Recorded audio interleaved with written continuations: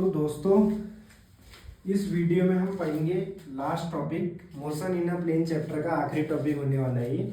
और इसका नाम है यूनिफॉर्म सर्कुलर मोशन। तो भाई क्या होता है यूनिफॉर्म सर्कुलर मोशन, पहले इसे देखते हैं।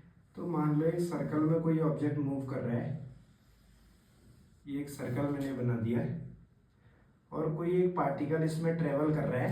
मान लो यहाँ पे था, अगर इसकी वेलोसिटी थी v वेलोसिटी है, मतलब इसका स्पीड जो है सिंपल v है। स्पीड क्या होता है, मैग्नीट्यूड होता है वेलोसिटी का। तो मान लो इस डायरेक्शन में मूव कर रहा है ऐसे करके, एंटी क्लॉकवाइज वे में जाएगा ऐसे करके। तो यहाँ पे भी अगर इसकी वेलोसिटी का मैग्नीट्यूड अगर v रहता है, मतलब कि अगर हम बोले बेसिकली इसकी स्पीड जो है पूरे मोशन के दौरान कांस्टेंट रहने वाली है, लेकिन वेलोसिटी चेंज हो रही है क्योंकि वेलोसिटी एक वेक्टर है। तो अभी इस वेक्टर की डायरेक्शन यहाँ को थी v मैग्नीट्यूड के साथ, अब इस वेक्टर की डायरेक्शन यहाँ को हो गई v मैग्नीट्यूड के साथ। तो यूनिफॉर्म सर्कुलर मोशन का मतलब सर्कल में मूव करेगा और स्पीड होगी कांस्टेंट, स्पीड कांस्टेंट होने वाली है। वेलोसिटी का मैग्नीट्यूड कांस्टेंट होने वाला है। स्पीड क्या होता है, वेलोसिटी का मैग्नीट्यूड। तो वेलोसिटी का मैग्नीट्यूड जो है कांस्टेंट होने वाला है। तो लेकिन वेलोसिटी की डायरेक्शन चेंज होने की वजह से वेलोसिटी कांस्टेंट नहीं बोल सकते हम, इसकी वेलोसिटी चेंज हो रही है। और अगर वेलोसिटी कांस्टेंट नहीं है तो चेंज इन वेलोसिटी यहाँ पे देखने को मिलेगा। अगर वेलोसिटी कांस्टेंट नहीं है तो वेलोसिटी में एक चेंज आएगा। तो इस चेंज इन वेलोसिटी को अगर हम डिवाइड कर दे टाइम से, तो भाई ये हमने पढ़ा था एवरेज एक्सीलरेशन होता है delta v by delta t। तो किसी given time interval delta t में अगर चेंज इन वेलोसिटी आ रहा है डेल्टा v, तो ये वेक्टर होता है, इसलिए मैं डेल्टा v वेक्टर इसे दिखा रहा हूँ। तो ये बनेगा एवरेज एक्सीलरेशन। इसके ऊपर बार लगाने का मतलब एवरेज एक्सीलरेशन है, और ये भी एक वेक्टर क्वांटिटी होती है, वेक्टर ए बार, यानी कि एवरेज एक्सीलरेशन यहाँ पे देखने को मिलेगा। लेकिन स्पीड जो है पार्टिकल की कांस्टेंट है और डायरेक्शन चेंज हो रही है बार बार। तो वेलोसिटी की डायरेक्शन चेंज होने की वजह से वेलोसिटी कांस्टेंट नहीं हो सकती, इसलिए चेंज इन वेलोसिटी आएगा। और अगर उस चेंज इन वेलोसिटी को हम डेल्टा टी टाइम में देखें तो यहाँ पे कॉन्सेप्ट आएगा एवरेज एक्सीलरेशन का। तो ए बार जो है यहाँ पे एवरेज एक्सीलरेशन है, ए बार है आपका एवरेज एक्सीलरेशन। तो भाई यूनिफॉर्म सर्कुलर मोशन क्या होता है, अगर कोई ऑब्जेक्ट एक क्लोज सर्कुलर पाथ में मूव कर रहा है और उसकी स्पीड कांस्टेंट है लेकिन वेलोसिटी कांस्टेंट नहीं है क्योंकि उसकी डायरेक्शन चेंज हो रही है। वेलोसिटी का मैग्नीट्यूड कांस्टेंट है जो कि स्पीड है। तो चेंज इन वेलोसिटी आ रही है डायरेक्शन में चेंज आने की वजह से। इस चेंज इन वेलोसिटी जहाँ पे भी आती है वहाँ पे एक टर्म आता है एवरेज एक्सीलरेशन। अगर आप एक finite time interval delta T में देखो चेंज इन वेलोसिटी, तो भाई अब देखते हैं इसमें आगे इसको कैसे निकालेंगे। तो दोस्तों, अब हम देखते हैं यूनिफॉर्म सर्कुलर मोशन की काइनेमेटिक्स हम देखेंगे। यहाँ पर हम इसका एक्सीलरेशन वगैरह डिस्कस करेंगे। तो भाई यहाँ पे क्या हो रहा है, एंटी क्लॉकवाइज वे में इस सर्कल में एक पार्टिकल मूव कर रहा था। तो जब मैंने इनिशियली देखा, जब हमने देखना शुरू किया, तो मान लो t is equal to 0 second पे ये इस पॉइंट पे था और इसकी वेलोसिटी मैंने आपको बताया है, जो पाथ ऑफ मोशन होता है उसके टेंजेंशियल आती है वेलोसिटी किसी भी पॉइंट पे। अगर आप किसी इंस्टेंट पे देख रहे हो तो वेलोसिटी जो है टेंजेंशियल टू पाथ आएगी, तो सर्कल के टेंजेंट में आएगी। तो यहाँ पे मैंने एक रेडियस डाल दिया। टेंजेंट हमेशा परपेंडिकुलर होता है रेडियस के, या आपने पढ़ा होगा 10th क्लास में भी। ये रेडियस है सर्कल की, तो इसके परपेंडिकुलर जो टेंजेंट आएगा इसके अलॉन्ग थी इसकी वेलोसिटी। अब मान लो यहाँ पे t is equal to T second पे, जब हमने देखा पहले 0 सेकेंड पे देखा था, t सेकेंड पे ये यहाँ पे पहुँच गया। इसे आप बोल दो 0.1, इसे बोल दो 0.2। तो भाई ये 0.2 पे पहुँच गया। यहाँ पे रेडियस r डैश मैंने बोल दिया, लेकिन रेडियस तो होने वाला r ही है, लेकिन हम इसको दिखा रहे हैं वेक्टर को, वेक्टर r और वेक्टर r डैश। क्योंकि रेडियस तो मान लो इस सर्कल का अगर कैपिटल R है तो r और r डैश का मैग्नीट्यूड तो r है, लेकिन इनकी डायरेक्शन अलग अलग है। और ये जो है, ये मैंने सर्कल के सेंटर को मान लिया रेफरेंस पॉइंट। तो इस पॉइंट से इस पॉइंट को जोड़ने वाला जो है, ये इसकी पोजीशन बता रहे r, यहाँ पे 0.1 पे, और 0.2 पे इसकी पोजीशन है r डैश। तो भाई हमें यहाँ पे दिख रहा है vector r dash minus vector r। अगर आप करोगे तो आपको ये वेक्टर मिल जाएगा जो कि इसका डिस्प्लेसमेंट है 0.1 और 0.2 के बीच में। इनिशियल पोजीशन ये थी, फाइनल पोजीशन ये है, तो डिस्प्लेसमेंट वेक्टर ये एक स्ट्रेट लाइन होगी इन दो पॉइंट्स को जोड़ने वाली, तो भाई ये आ जाएगा डेल्टा आर वेक्टर। तो डेल्टा आर वेक्टर जो है डिस्प्लेसमेंट वेक्टर है, इस पॉइंट को मैं ए बोल देता हूँ, इसको बी। तो वेक्टर ए बी जो होने वाला है ए से बी की तरफ, यानी कि इसका यहाँ पे टेल है और यहाँ पे हेड है, तो ये है आपका डिस्प्लेसमेंट वेक्टर डेल्टा आर। तो भाई हमें अगर डिस्प्लेसमेंट वेक्टर मिल गया डेल्टा आर, तो डेल्टा वी जो है ये एवरेज वेलोसिटी हो जाएगी, ये हो जाता है delta R by delta T. अब भाई एक चीज और देखते हैं हम, वेलोसिटी जो है ये तो डेल्टा वी आ गया, डेल्टा वी वेक्टर ये होगा delta R by delta T. तो भाई अब एक चीज और है यहाँ पे, अब वो क्या चीज है, अब ये है कि इसकी इनिशियल वेलोसिटी यहाँ को थी, फाइनल वेलोसिटी ऐसे होगी, तो इसकी चेंज इन वेलोसिटी हम देखेंगे। ये तो जो है डेल्टा आर इसका चेंज इन पोजीशन था, तो delta R by delta T जो है डेल्टा वी वेक्टर हमें मिलेगा यहाँ से, और ये है एवरेज वेलोसिटी, ये इसकी एवरेज वेलोसिटी है इस टाइम इंटरवल में। तो भाई ये पॉइंट जो था, ये जो वेक्टर वी है हम इस पॉइंट से बनाते हैं, इसके पैरेलल एक वेक्टर बनाते हैं जो कि है वेक्टर वी, जो इसका इनिशियल वेलोसिटी वेक्टर था वेक्टर वी। तो भाई अब यहाँ पे जो है इसकी जो वी है, यहाँ पे जो वेक्टर होगा इसकी डायरेक्शन अलग है लेकिन मैग्नीट्यूड वी होने वाला है, क्योंकि यूनिफॉर्म सर्कुलर मोशन में स्पीड जो है कांस्टेंट रहती है, तो वी डैश और वी का मैग्नीट्यूड सेम होगा। तो भाई वी डैश के पैरेलल यहाँ पे अगर वी डैश को हम यहाँ लाके शिफ्ट कर दें, तो वी डैश कुछ ऐसा बनेगा वी डैश, और यहाँ पे हमें पता है mod of V dash vector is equal to mod of vector V, क्योंकि स्पीड जो है कांस्टेंट होती है, is equal to speed of the particle. तो भाई यहाँ से हमें दिख रहा है कि ये था इनिशियल वेलोसिटी, ये है फाइनल वेलोसिटी। तो अगर हम देखें ये जो एक वेक्टर बनेगा यहाँ पे, ये हो जाएगा चेंज इन वेलोसिटी, यानी कि डेल्टा वी, यानी कि delta V is equal to V dash vector minus vector V. तो भाई ये जो डेल्टा वी आपको यहाँ से दिख रहा होगा वेक्टर वी में, अगर हम डेल्टा वी को जोड़ रहे हैं तो वी डैश बन रहा है, ट्रायंगल लॉ से आप देख सकते हो इसे, मैंने आपको अच्छे से समझाया था ट्रायंगल लॉ। तो ये जो डेल्टा वी है चेंज इन वेलोसिटी, और अगर हम गौर से देखें तो चेंज इन वेलोसिटी आ रहा है सेंटर की तरफ। तो भाई चेंज इन वेलोसिटी जो वेक्टर है वो आ रहा है हमारा सेंटर की तरफ। तो एक्सेलरेशन क्या होता है हमारा, average acceleration A bar is equal to delta vector V by delta vector T. तो भाई चेंज इन वेलोसिटी अगर सेंटर की तरफ आ रहा है, ये सॉरी वेक्टर टी नहीं होगा, टाइम तो स्केलर है, तो डेल्टा वी सेंटर की तरफ है, तो एवरेज एक्सेलरेशन जो है पार्टिकल का वो हमें दिख रहा है टूवर्ड्स सेंटर आएगा। और भाई अगर हम एक इनफाइनाइटेसिमली स्मॉल टाइम इंटरवल में देखें तो यहाँ पे जो है limit delta T tend to 0 vector A bar, ये वेक्टर है वेक्टर ए बार, ये बन जाता है limit delta T tending to 0 delta V by delta T. क्योंकि हम स्मॉल टाइम इंटरवल में देख रहे हैं, तो जब भी आप एवरेज एक्सेलरेशन को देखते हो delta T tending to 0 small time interval में, तो ये बन के आ जाता है हमारा इंस्टेंटेनियस एक्सेलरेशन, ये इंस्टेंटेनियस एक्सेलरेशन हो जाएगा। क्यों? क्योंकि जब टाइम इंटरवल बहुत छोटा हो जाएगा तो ये और ये पॉइंट इतने क्लोज आ जाएंगे कि ये कोइंसाइड कर जाएंगे, ये कोइंसाइड कर देंगे आपस में, और टेंजेंशियल टू पाथ जो है वेलोसिटी आ जाएगी। तो भाई इसका जो एक्सेलरेशन है वो टुवर्ड्स द सेंटर है, और जो है एवरेज एक्सेलरेशन बन जाता है इंस्टेंटेनियस एक्सेलरेशन उस केस में जब डेल्टा टी टेंडिंग टू 0 होता है, और एवरेज वेलोसिटी जो है वो बन जाती है इंस्टेंटेनियस वेलोसिटी उस केस में। तो ये जो है डेल्टा वी, ये जो हमारा था delta V is equal to delta R by delta T, ये बता रहा है इसकी एवरेज वेलोसिटी इस दौरान, और यहाँ पे एवरेज एक्सेलरेशन जो है change in velocity upon time, ये जो है हमारा डेल्टा वी नहीं होगा, ये होगा वी बार, ये वी बार एवरेज बता रहा है, इसकी एवरेज वेलोसिटी की डायरेक्शन बता रहा है। एवरेज वेलोसिटी की डायरेक्शन जो है हमेशा डिस्प्लेसमेंट की डायरेक्शन में आएगी, और डेल्टा वी जो है सेंटर की तरफ है, तो एक्सीलरेशन एवरेज की डायरेक्शन टुवर्ड सेंटर आएगी। ये जो है हमारा डेल्टा वी नहीं था, ये था average velocity, total displacement upon total time.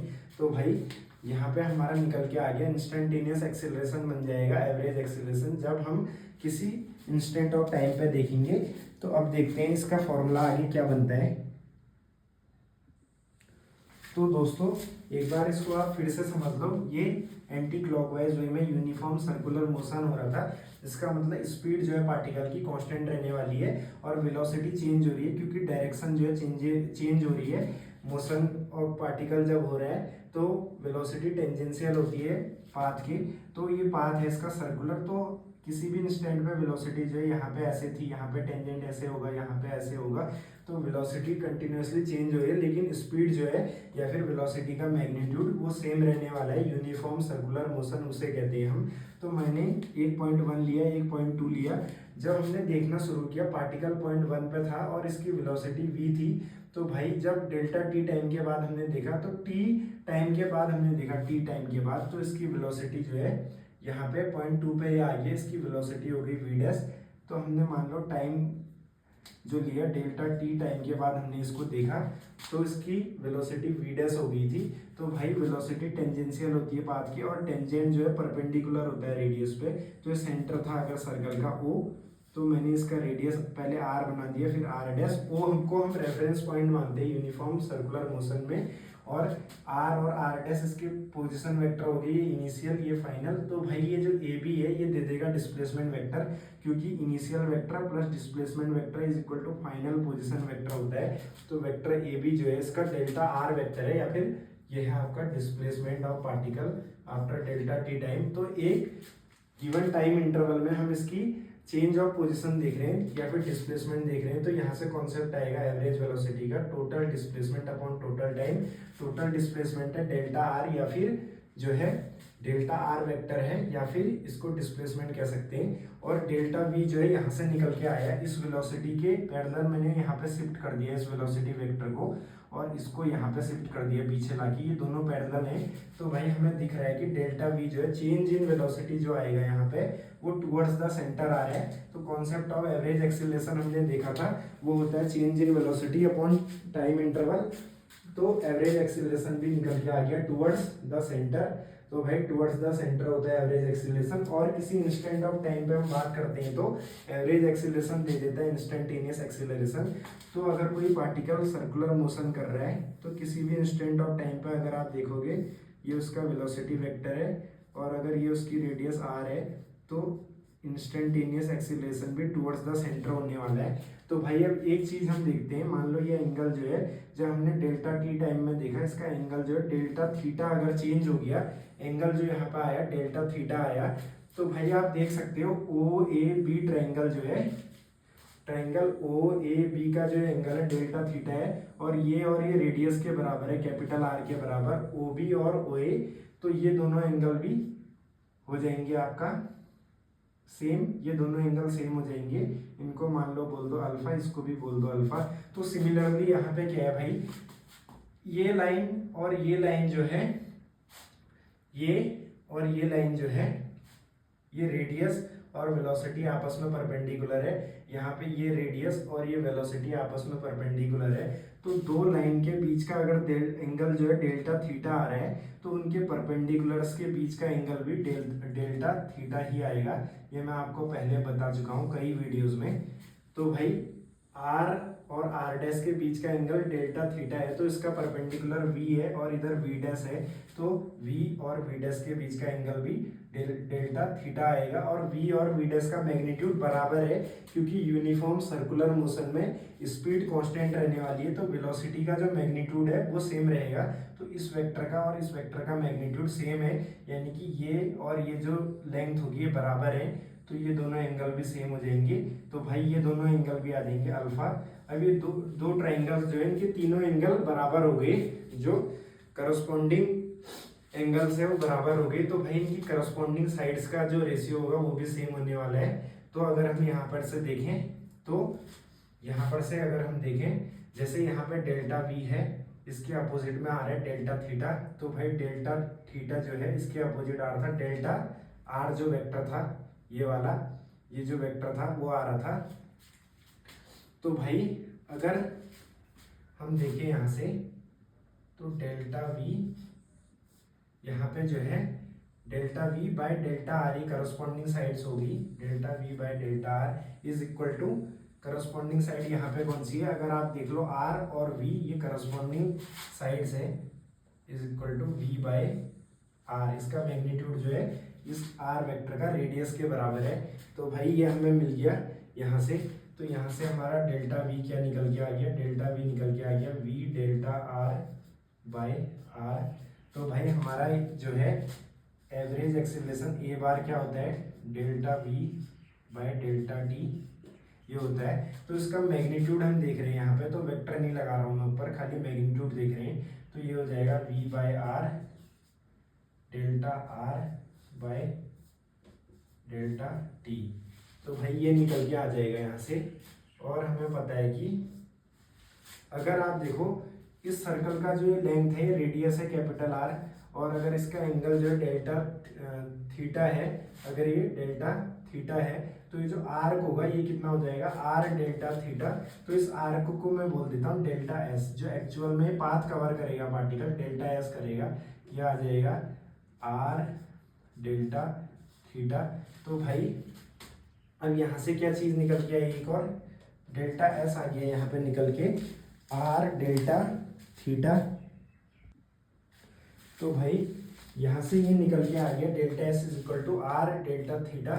और अगर इसकी स्पीड जो है पार्टिकल की वो v है, मैंने आपको बताया था स्पीड कांस्टेंट है, स्पीड को आप बोल दो मैग्नीट्यूड ऑफ वेलोसिटी या फिर सिंपली v, सिंपली आप v बोल दो। तो ये जो डेल्टा एस है आर की लेंथ वो हो जाएगी डेल्टा टी टाइम में कितना पाथ कवर करेगा, v डेल्टा टी। तो भाई अब एक चीज़ और है यहाँ से, अगर आप लो delta T tending to zero, तो इसका मतलब हम एवरेज एक्सीलरेशन नहीं लेके इंस्टेंटेनियस ले रहे हैं। तो इसका मतलब limit delta T tending to zero. तो ये जो है एवरेज एक्सीलरेशन था, limit delta T tending to zero. Average acceleration की लिमिट जब delta T tending to zero हो तो उसी को हम बोलते हैं इंस्टेंटेनियस एक्सीलरेशन। तो भाई v बाय आर जो है कांस्टेंट है, क्योंकि v इसकी स्पीड है, आर रेडियस है। तो v by R limit delta T tending to zero delta R by delta T, ये ऐसा बन गया। तो भाई अब एक चीज़ देखो, डेल्टा आर जो है यहाँ पे क्या है, ये जो ए बी वैक्टर है इसका मैग्नीट्यूड है डेल्टा आर। और अगर टाइम इंटरवल बहुत स्मॉल होगा तो भाई टाइम, अभी ये जो आर्क है इतना बड़ा है तो टाइम इंटरवल स्मॉल होगा तो आर्क बहुत छोटा हो जाएगा। और जब ये आर्क बहुत ही छोटा हो जाएगा तो ये जो ए बी लाइन है ये लगभग आर्क के ही बराबर आ जाएगी लेंथ में। तो उस केस में जो डेल्टा आर है, डेल्टा आर जो है उस केस में इस आर्क के बराबर हो जाएगा। और आर्क की लेंथ हमें पता है डेल्टा एस थी, जो कि थी वी डेल्टा टी। दोबारा देख लो, अभी क्या है, मैंने डेल्टा टी टाइम इंटरवल जो लिया हुआ है फाइनाइट है। जब delta T tending to zero होगा तो आर्क और ये जो ए बी है बहुत स्मॉल हो जाएंगे बहुत। तो ये लगभग एक दूसरे के बराबर हो जाएंगे। अभी तो थोड़ा सा बड़ा दिख रहा है यहाँ पे भी, लेकिन लगभग ओवरलैप कर देंगे। तो उस केस में आर्क लेंथ को आप लिख सकते हो ए बी, या फिर डेल्टा आर को लिख सकते हो आर्क लेंथ के बराबर।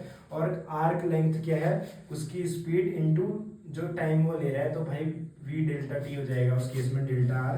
तो डेल्टा आर को रिप्लेस करेंगे वी डेल्टा टी से, तो ये आ जाएगा V by R limit delta T tending to zero. Delta R को रिप्लेस कर दो किससे, वी डेल्टा टी से।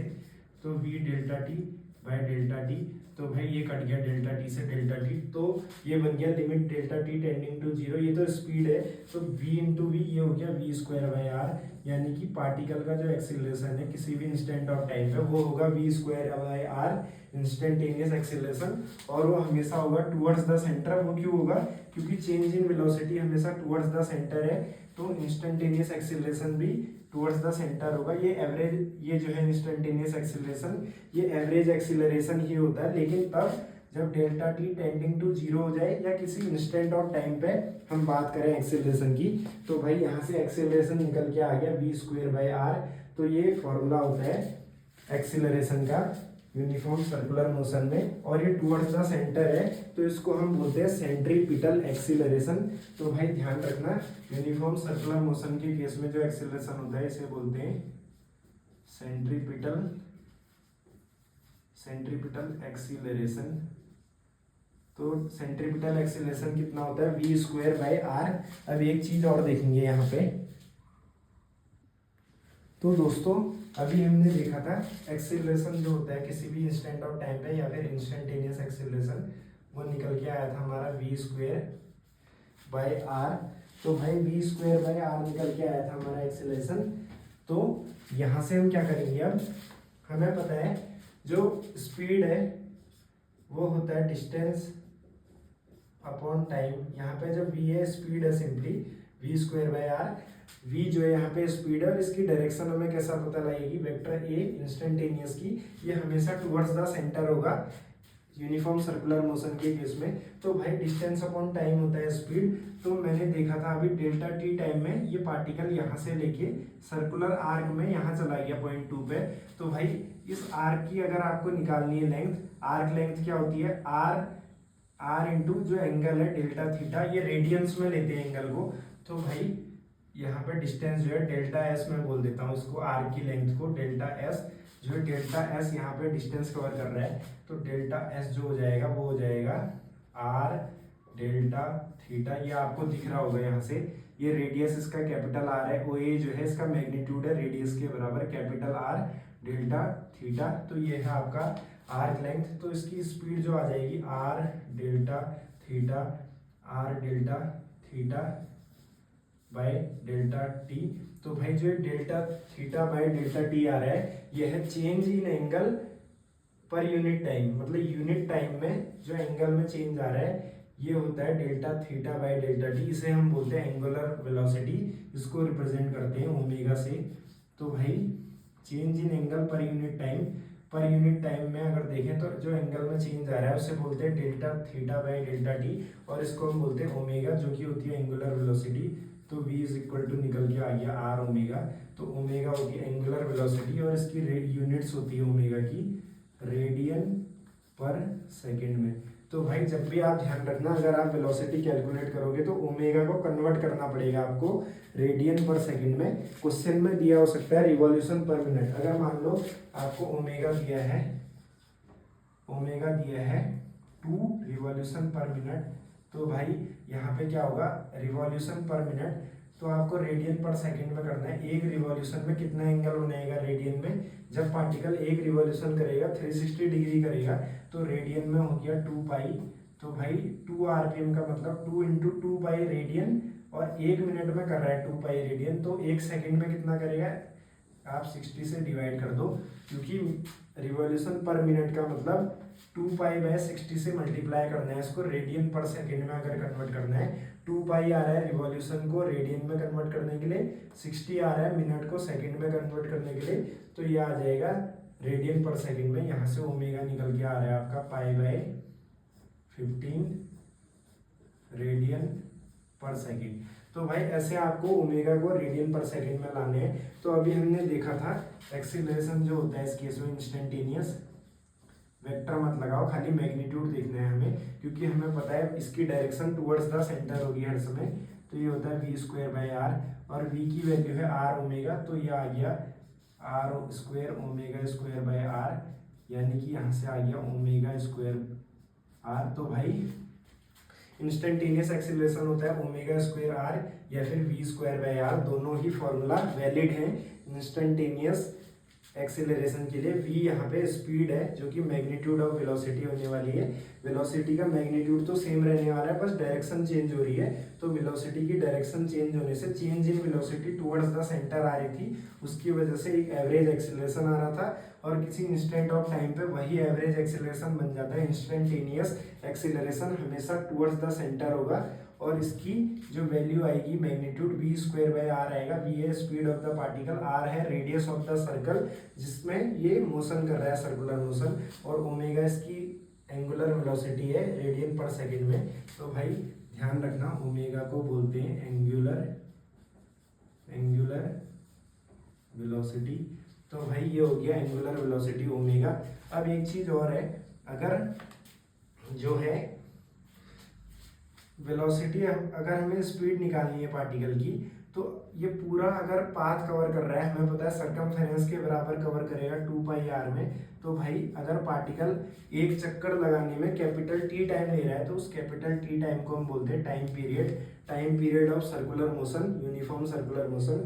तो इसकी स्पीड क्या आ जाएगी, टोटल पाथ कितना कवर करेगा एक चक्कर में, 2 पाई आर जो कि सरकमफेरेंस है, और टी इसका टाइम पीरियड है। तो 1 अपॉन टाइम पीरियड होता है फ्रीक्वेंसी। तो यहाँ से जो v निकल के आ गया वो निकल के आ गया 2πr इंटू म्यू। म्यू यहाँ पे फ्रीक्वेंसी है, 1/t को हम म्यू लिखते हैं, और v is equal to R omega है, तो यहाँ से ओमेगा कैसे निकल के आएगा, आप इक्वेट कर दो इसको, R omega is equal to 2πr mu. तो भाई r से r कैंसिल हो गया, ओमेगा की वैल्यू आ गई 2π म्यू, यहाँ से निकल के आ गया ओमेगा 2π म्यू के बराबर होता है। म्यू है फ्रीक्वेंसी ऑफ सर्कुलर मोशन। तो भाई हमारा इंस्टेंटेनियस एक्सेलरेशन होता है ओमेगा स्क्वायर आर, यानी कि ये आ गया 2π म्यू का स्क्वायर करोगे तो ये बन जाएगा 4π स्क्वायर म्यू स्क्वायर आर। तो ओमेगा स्क्वायर आर या फिर 4π स्क्वायर म्यू स्क्वायर आर, ये होता है आपका मैग्नीट्यूड ऑफ इंस्टेंटेनियस एक्सेलरेशन। अगर आपको फ्रीक्वेंसी दी हुई है और रेडियस दिया है सर्कल का जिसके अलॉन्ग ये मोशन कर रहा है, तो आपका इंस्टेंटेनियस एक्सेलरेशन इतना मैग्नीट्यूड आ जाएगा किसी भी इंस्टेंट ऑफ टाइम पे, और वो डायरेक्टेड रहेगा towards the centre of circle. तो भाई ध्यान रखना, इंस्टेंटेनियस एक्सेलरेशन हमेशा इसका मैग्नीट्यूड सेम रहने वाला है, v स्क्वायर बाय आर होता है, और v यहाँ पे स्पीड ऑफ पार्टिकल है, तो स्पीड पूरे मोशन के दौरान सेम है, तो एक्सीलरेशन का मैग्नीट्यूड भी v square by R constant रहेगा, बस डायरेक्शन एक्सीलरेशन की चेंज होगी।